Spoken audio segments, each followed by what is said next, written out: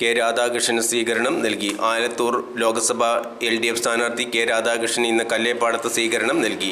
Local secretary Shobhana Rajan, ജില്ലാ committee അംഗം PA Babu, KM Azeez, KB ശ്രീജനും മറ്റ് LDF UIFI പ്രവർത്തകരും പങ്കെടുത്തു. സംശയമില്ല. അങ്ങനെ കൂടുതൽ ആളുകളെ അണിനിരത്താൻ വേണ്ടിയുള്ളപ്പോൾ നമുക്കെല്ലാം അറിയാവുന്ന പോലെ ഇന്ത്യൻ പാർലമെന്റിലേക്കുള്ള 18ാം തെരഞ്ഞെടുപ്പ് നമ്മുടെ രാജ്യത്തെ 7 ഘട്ടങ്ങളിലായിട്ട് നടത്തപ്പെടുകയാണ്.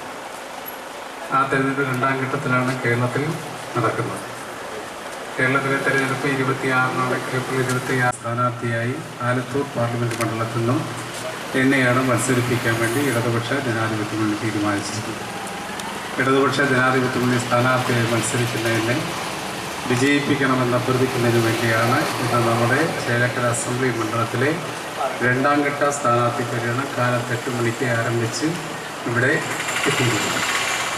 ഈ ഉച്ചവെയിലും നിങ്ങളെല്ലാവരും കാത്തുനിന്ന് ഇവിടെ നൽകിയ സ്നേഹനിർഭരമായ സ്വീകരണത്തിന് ആദ്യമായി ഞാൻ നന്ദിയും കടപ്പാടും രേഖപ്പെടുത്തുകയാണ്.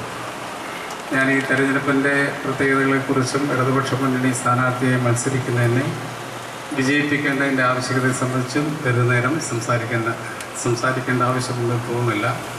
നമുക്കറിയാം, ഈ തെരഞ്ഞെടുപ്പിൻ്റെ പ്രാധാന്യവും പ്രസക്തിയും എല്ലാ നല്ലവരായ ആളുകളും തിരിച്ചറിഞ്ഞുകൊണ്ട് ഇടതുപക്ഷ ജനാധിപത്യ പ്രസ്ഥാനങ്ങൾക്ക് ഉജ്ജ്വലമായ വിജയം നൽകാൻ വേണ്ടി തയ്യാറെടുത്തുകൊണ്ടിരിക്കുകയാണ്.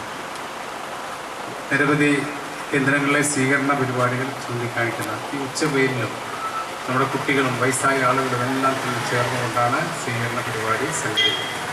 അപ്പോൾ പൊതുവെയിലെ അവഗണിച്ചുകൊണ്ട് ഇടതുപക്ഷ ജനാധിപത്യ മുന്നണി വിജയിക്കണമെന്ന്